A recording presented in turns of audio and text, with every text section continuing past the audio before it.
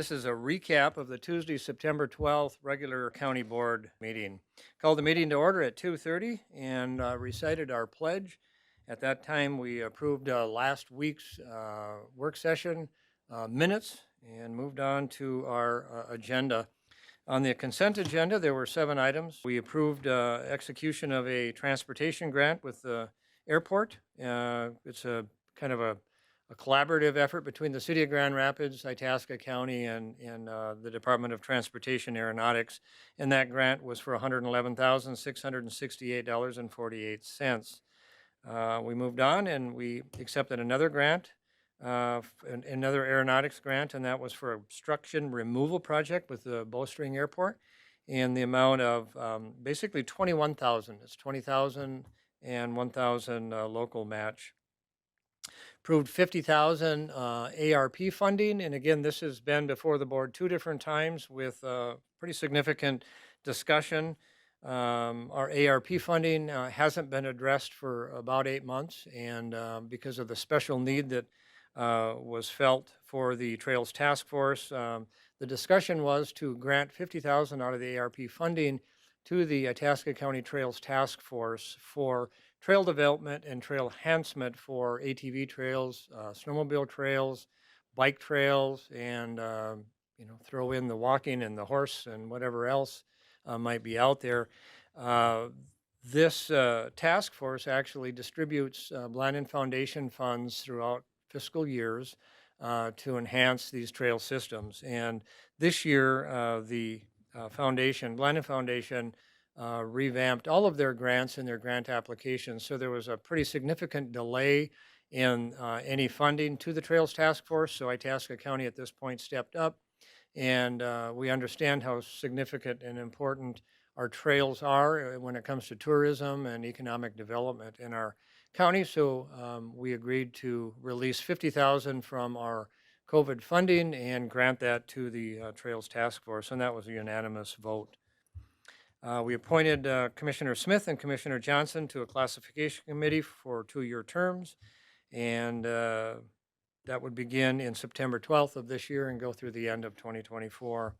And we approved a lease agreement for the Minnesota Timber Producers Show, which is this coming weekend at the Itasca County Fairgrounds. So if you have a few extra minutes on Friday afternoon, Saturday, or Sunday, stop on out and look at the latest and greatest machinery that's used in the forestry industry, and you'd have a chance to speak to our local loggers, harvesters as well. So should be a good time.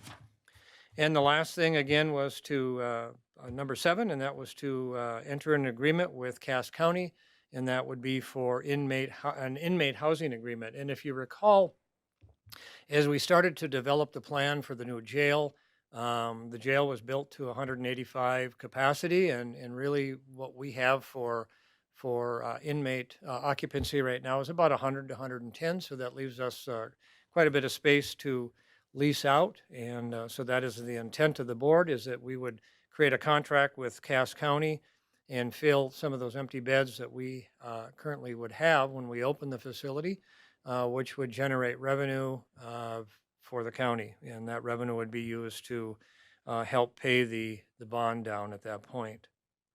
So at that point, we moved on to our regular agenda. We had citizen input, and as the vice chair, I made a notice to the individuals in the boardroom that there were a lot of them here for the Lakeview Behavioral issue, and if anybody has followed the board actions, there has been a termination of their contract, their mental health contract with IM Care, and certainly that's a serious issue within our community. There's roughly 700 people that utilize the service of Lakeview Behavior, and we take that very serious and certainly want to continue to work and find care for these individuals. So at this point, I allowed citizen input on anybody that wanted to speak on that issue, and there were several that came to the podium, and totally, respect the comments and concerns. We understand the situation, and we'll work towards a resolution. Next, we recognized our county employees that were both new and those that were leaving, and congratulated the new ones and thanked those that were leaving our service. Accepted our commissioner warrants. We're just which were just above $2 million for this pay period, accepted a gambling permit, and created a bond declaration amendment for the Grand Rapids landfill. Approved 2 storage leases, and this would be for the buildings out at the Itasca County Fairgrounds that are not in use over the winter.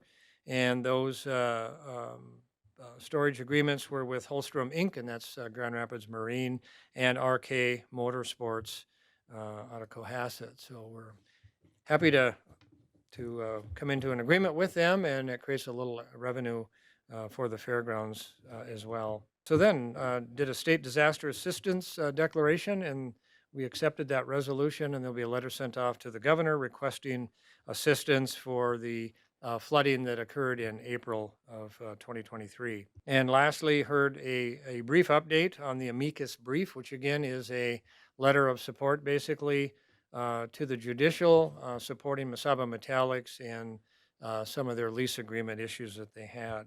And with that, we ended our meeting with commissioner comments around the table, and we adjourned our meeting. Thank you, everybody, and enjoy the rest of the week.